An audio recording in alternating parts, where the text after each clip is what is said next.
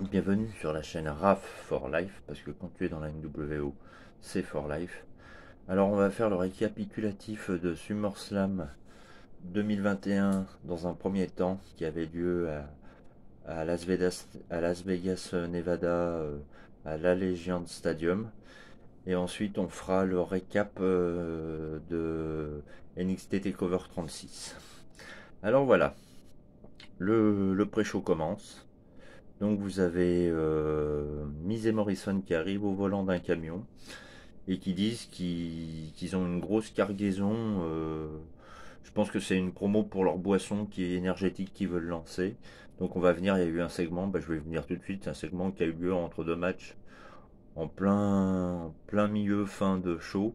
En fait, ils se sont fait arroser par Xavier Wood parce que je pense qu'ils voulaient arroser tout le monde avec leur fusil à eau. Voilà, Miz et Morrison. Donc ils se sont fait avoir par Xavier Scott Wood.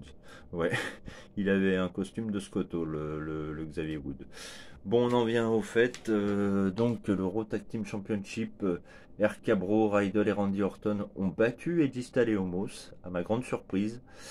Je pensais qu'Omos ferait la différence. Il l'a eu fait en faisant un chokeslam sur le tablier du ring à Riddle. Et puis finalement, il se fait pousser dans le poteau, Omos, par Riddle, qui avait repris ses esprits. Et AJ Styles est isolé sur le ring. Et Orton lui sort un RKO de nulle part. Donc RK Bro, nouveau champion par équipe tag team de Raw. Faut voir ce que ça va donner. Peut-être une revanche ce soir. On verra ce que nous pond la WWE niveau Raw de ce soir. Ensuite, oui, alors on a eu Eva Marie accompagnée de Doudrop, hein, qui affrontait Alexia Bliss avec sa poupée Lily. Donc match féminin classique, hein, Alexia Bliss qui a été furieuse parce qu'Eva Marie a donné des gifles à sa poupée et tout. Donc elle s'en est prise après très violemment à Eva Marie. Elle a tenté son Twisted Bliss esquivé par Eva Marie qui tente de tomber derrière, mais Alexa a résisté. Et finalement, elle lui porte un DDT, Alexa, Eva Marie, et elle remporte le combat, Alexa Bliss. Voilà. Donc je pense que l'histoire est terminée. Enfin, on va voir ce qui va se passer ce soir à Raw. Mais non, je pense que l'histoire entre Eva Marie et Alexa Bliss est prête à être terminée. Et Doudrop qui s'est bien moqué d'Eva Marie en fin de combat. Voilà. Ensuite, le championnat des États-Unis. Alors, Sheamus, le champion, contre Damian Priest, le challenger. Bon, au prix d'un match très physique entre les deux. Ça a été super, nickel. Damian Priest a remporté le combat après un spinny middle kick et son reckoning. On sait qu'il s'est démené, on sait, il s'est démené pendant le combat pour sortir d'une sorte de Texas Cloverleaf. Il lui a arraché le masque et c'est après qu'il a fait cet enchaînement, le spinny middle kick de la troisième corde et le Reckoning pour la victoire finale. Donc Damian Priest, nouveau champion US, et c'est très bien. Sheamus, faut voir contre qui va feuder la prochaine fois ou s'il y aura match revanche. Faut voir. Ensuite, les Mysterio contre les Usos pour le titre de champion par équipe de SmackDown. Bon alors à part des 619, comment ça s'appelle des splash et des super kicks, ça tournait autour de ça ce match. Et puis finalement, c'est les Usos qui ont eu le dernier mot. Donc ils sont restés champions par équipe de SmackDown. Ensuite, Nakamura qui est venu saluer la foule. King Nakamura. Moi qui pensais qu'il ferait une NWO japonaise, ils en ont carrément fait le roi de la WWE. King Nakamura. Je crois que c'est le premier japonais roi du ring. Bon, on a eu Kingaku dans le passé, mais c'est plus du côté des îles du Pacifique à coup. Voilà. Donc, oui, alors après, le championnat féminin de SmackDown. Alors, Bianca Belair devait affronter Sasha Banks, qui n'était pas présente, donc Carmella se pointe. Tranquille, donc elle dit qu'elle la remplace. Puis finalement, à la grande surprise générale, arrive Becky Lynch. Sous une ovation pas possible. The Main est de retour. Donc, elle demande si la foule veut voir Becky contre Bianca. Donc, oui. Et puis finalement, squash match, Bianca Belair qui se couche après une prise basique hein, de Becky et Victoire. En gros, voilà, Becky, elle a lâché sa ceinture il y a un an en arrière pour sa grossesse. Félicitations à elle, de toute façon, et au papa. Et Seth Rollins. Et du coup, donc, elle redevient championne. C'est comme si elle l'avait posée et puis qu'on lui rend. Alors je trouve que ça décrédibilise un peu l'image des championnats féminins de SmackDown. Faut voir s'il y aura un Fatal 4-Way dans le futur avec Bayley et Sasha Banks. Enfin, si elle est championne, il y a un projet derrière. Aussi vite. Mais Bianca Belair, c'est dommage parce que après tous les efforts qu'elle a fournis depuis le Royal Rumble et WrestleMania, ouais. Faut voir ce qu'il propose à Bianca Belair par la suite. Mais Becky Lynch, en tout cas, de est de retour aux affaires, nouvelle championne de SmackDown. Alors oui, on a eu une promo vidéo sur Crown Jewel qui aura lieu en octobre. On en viendra au moment présent, hein, à l'instant présent, quand ça sera l'heure de Crown Jewel, on fera les pronostics et tout. Et puis il y a Extreme Rules aussi à noter pour le 26 septembre. Ça aussi, je ferai les pronostics. Et puis voilà. Ensuite, vous aviez eu Jinder Mahal, le Mahal aimé, contre Drew McIntyre. Donc Vir et Shanky ont été bannis des abords du ring. Donc c'était un match classique, hein, les doigts dans le nez pour McIntyre. 3, 2, 1, allez Claymore. Jinder Mahal à la tête depuis, voilà. L'Indien est reparti dans la ville. Excusez-moi, je me permets des petits jeux de mots comme ça. Non, et puis après, ils ont tenté d'arriver, Vir et Shanky, mais le problème, c'est que McIntyre avait son épée et il les a fait reculer. Voilà. Ensuite, le Raw Women's Championship, triple threat match, triple menace. Alors, Nikki et Ice H, moi je l'appelais Nikki H. Alors, Nikki H, hein, Nikki et H versus Rhea Ripley versus Charlotte Flair. Bah là, pas de surprise. Charlotte Flair qui fait une prise en 8 sur Rhea à la fin. La prise est cassée. Et Charlotte après qui s'en prend à Nikki H. À la Nikki H, je vais l'appeler Nikki H, hein, c'est plus simple. Elle lui fait la prise en 8 et elle tape Nikki puisque Rhea Ripley est sonnée à l'extérieur du ring. Donc victoire sans surprise de Charlotte Flair qui est de nouveau championne de Raw.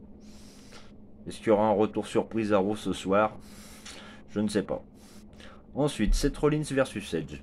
Alors match très intéressant. Donc c'était intéressant de voir que Seth Rollins avait une technique en vue, c'était de blesser définitivement Edge, de l'envoyer à la retraite.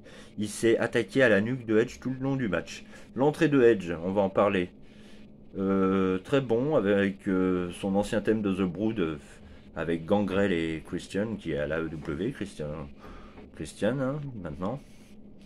Et donc ouais bon match, hein. Il y a eu des esquives, des bonnes prises. Et puis finalement Edge à la fin qui porte un executioner, qui fait sa prise de jambe là, et puis après il lui fait un crossface.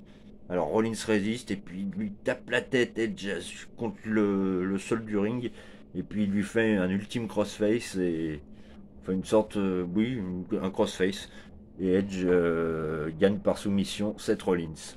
Voilà pour ce match. Mais c'était très intéressant de voir le récap de l'historique de la feud entre les deux, parce que c'est des parcours à peu près similaires, il y a des similitudes.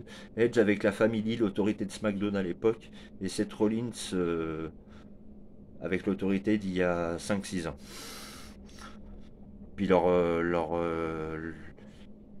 quand ils ont remporté la mallette du Money in the Bank aussi, Edge 2 fois, et puis Seth Rollins, je crois une fois, il a remporté Seth Rollins la mallette. Une fois ou deux. Corrigez-moi si je me trompe sur Seth Rollins. Ensuite, alors là, massacre. Bobby Lashley, le champion de Raw, versus Goldberg. Donc, match terrible pour Goldberg. Match terrible, j'ai pas de mots.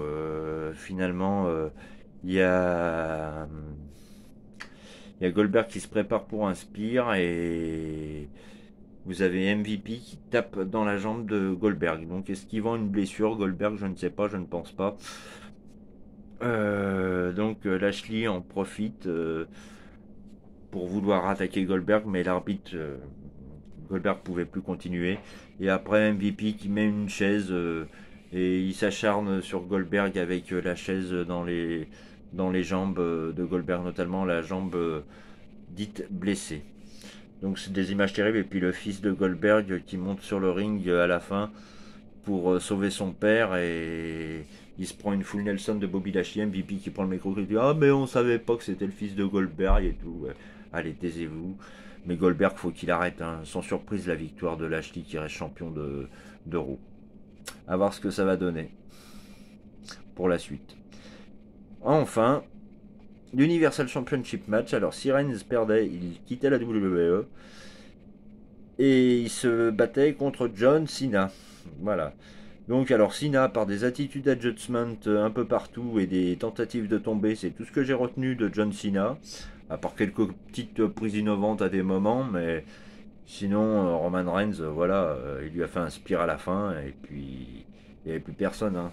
Cena, c'était juste un bon coup de promo, ni plus ni moins. Mais à la fin du combat, qui arrive?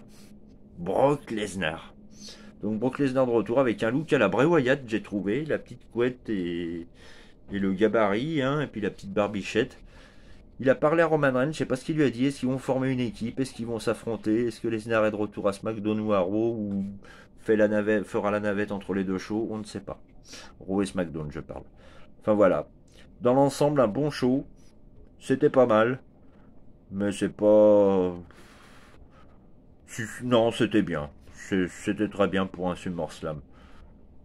Très très bien. Ensuite, je vais parler de Takeover 36. Donc, en pré-show, vous avez eu Ridge Holland qui a battu Trey Baxter très, très facilement. Ensuite, donc le Million Dollar Championship. Donc là, j'avais fait une erreur de pronostic. J'avais dit que Cameron Grimes perdrait contre LA Knight parce que je m'attendais à voir Ted DiBiase dans le rôle du valet. Mais bon, Ted DiBiase était un âge avancé. C'est normal que Cameron Grimes ait gagné LA Knight enfin à la régulière et devienne champion à 1 million de dollars. Donc il sera managé probablement par Ted DiBiase. Peut-être une nouvelle million de dollars corporation du côté de NXT, allez savoir.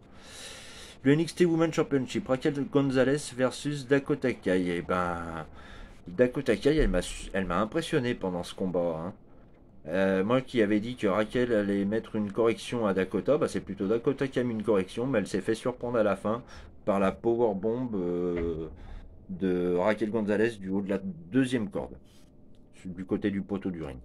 Voilà, donc Raquel Gonzalez, toujours championne, et qui arrive pour la défier, une surprise, Kelly Ray, qui débarque d'NXT UK, ancienne championne d'NXT UK. Voilà, donc je pense que ça sera à suivre l'histoire entre ces deux superstars féminines. Le NXT UK Championship a changé de main. Walter a enfin été vaincu par Ilya Dragunov. Ilya Dragunov, alors match très physique hein, comme d'habitude entre les deux. Ça a été brutal et puis finalement Dragunov qui porte deux coups derrière la nuque de Walter, il s'est attaqué pas mal au dos et à la nuque de Walter pendant le combat. Et puis il lui porte cette sleep hold là, cette prise du sommeil et du coup il a tapé tout de suite Walter. Voilà pour éviter une blessure je pense. Donc Ilya Dragunov, nouveau champion NXT UK. Alors le Two Out Free Fall maintenant entre Adam Cole et Kyle O'Reilly. Bah, je suis surpris que Kyle O'Reilly ait gagné. Moi j'avais pronostiqué Adam Cole. Bon alors le premier, le Free Stage of Hell hein, en fait. Hein. Mais en 2 Out Free Fall. Donc vous avez... comment dire? Vous avez Adam Cole qui bat O'Reilly dans le Street Fight, dans le deuxième combat. Mais avant, il y a eu un petit paquet sur Adam Cole dans la première manche, le match simple par Kyle O'Reilly qui gagne. Donc après, il lui fait le last shot, le dernier coup derrière la tête dans le Street Fight à un moment. Et puis après, c'est le Steel Cage match. Alors il attache en fin de match avec une menotte Kyle O'Reilly Adam Cole. Enfin, Adam Cole attache Kyle O'Reilly avec une menotte. Mais finalement, il se fait surprendre par une clé de jambe et il tape Adam Cole. Voilà. Donc, il faudra voir quel avenir pour Adam Cole parce que je sais pas si son contrat expire pas avec la WWE d'ici là. Voilà. Donc, Kyle O'Reilly, vainqueur de ce Free Stage out, 2 out Free Fall match. Et ensuite, le NXT Championship match entre Karrion Kross et Samoa Joe. Donc, match très physique entre les deux. Et puis finalement, après des multiples tentatives de prise du sommeil réussies l'un sur l'autre, c'est Samoa Joe qui a le dernier mot parce que Karrion Kross était sur la corde et il lui porte son muscle buster et il le compte 3. Donc Samoa Joe, nouveau champion NXT, je l'avais dit. Parce que Karrion Kross, je pense qu'il part pour Raw. Et il a déjà fait plus ou moins ses entrées à Raw. Voilà. Et pendant ce temps-là, la AEW chante CM Punk, CM Punk. Et oui, CM Punk est à la AEW, avec de nombreux superstars qu'on connaît et celles qu'on connaît moins, mais qu'on apprend à connaître. Voilà, bah écoutez, c'était Raph for Life, parce que quand tu es dans une NWO, c'est for life. Merci de votre écoute les abonnés, merci aux autres, vous mettez un pouce si vous aimez, un dislike si vous n'aimez pas, vous avez le droit, vous posez vos questions, vous dites vos suggestions, moi je suis prêt à tout entendre, à vous répondre à chacun. Mais pas des messages bidons que la dernière fois j'ai reçu que Lille était champion, je m'en fous. Le gars qui m'a posté ça sur une vidéo, j'en ai rien à foutre du football local, moi c'est le catch, hein. Bon, ok, je regarde de temps en temps d'autres sports, mais c'est surtout axé sur le catch, moi. Voilà. Ou alors des liens qui envoient sur des sites, je dirais pas, voilà. Moi, je veux des gens, il y a des gens qui m'ont laissé des commentaires corrects. Je pense à Andy, je pense à Boyka, etc. Et à toute la clique qui se reconnaîtra. Donc, gros salut à tout le monde, les copains, les copines. Et puis je vous dis à très vite pour la suite des événements et on verra ce que Raw, NXT et SmackDown nous réservent cette semaine. C'était Raph for Life et je vous dis à très vite. Merci de votre écoute. Ciao.